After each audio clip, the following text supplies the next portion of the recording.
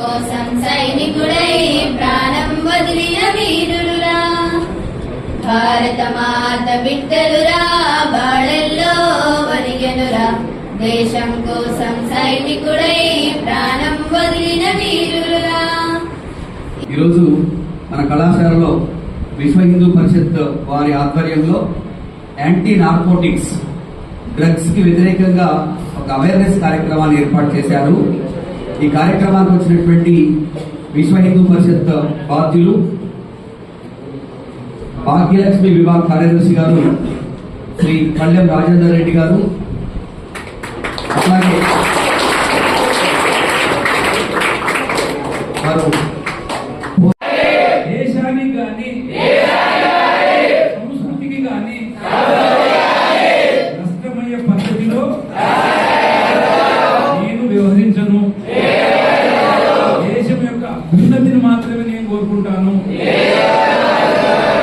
దేశం కోసం నేనేం చేశాను అనే కాంక్షతో పనిచేస్తాను. దేశం నాకేమి ఇచ్చిందని ఎప్పుడు ఆలోచించా. నశాముక్త భారత్లో నేను కూడా ఈ రోజు నుంచి ఒక సైనికుడినే. అక్కడ కూడా నేను వాడను.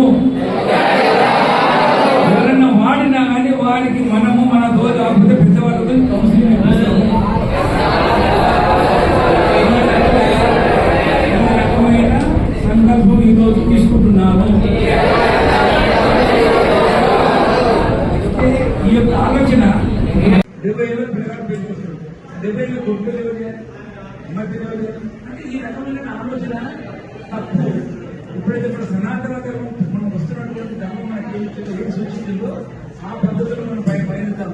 విదేశీ శక్తులు నెక్స్ట్ స్లైడ్ లైన్ మనకు తెలుసు. మనము కెమికల్ నేమ్స్ అవి కొకైన్ అండ్ హెరోయిన్ అంటారు. దానిని వైద్యం అది ఇంకా డాక్టర్ అయినా వస్తున్నాడు, ఇంజక్షన్ తీసుకొచ్చిన నరాలకు వేసుకుంటాడు డైరెక్ట్. అలాంటివి ఉంటాయి. సో యూ షుడ్ గైస్, అవి మనకు తెలుసు. కొందరు అంటే అందరు ఉండాలి, ఎవడో ఉంటాడు ఒక్కడన్నా. ఈ మధ్యలో మాదక ద్రవ్యాలు అంటే ఓన్లీ డ్రగ్స్ అనే కాదు, చాలా ఉన్నాయి. మీ ఏజ్ కు మించిన ప్రవర్తన ఏదైనా మాదక ద్రవ్యాలు. మన 18 సంవత్సరాలు లేము, వైన్ షాప్ల కాడ క్యూ కడతారు. సో బికాస్ మాదక ద్రవ్యం ఇది కూడా ఒక మాదక ద్రవ్యం. So that is not only the drug. 18 సంవత్సరాలు అది చట్టమిత్ర నేరం. ఏది 18 సంవత్సరాల కింద లాగితే.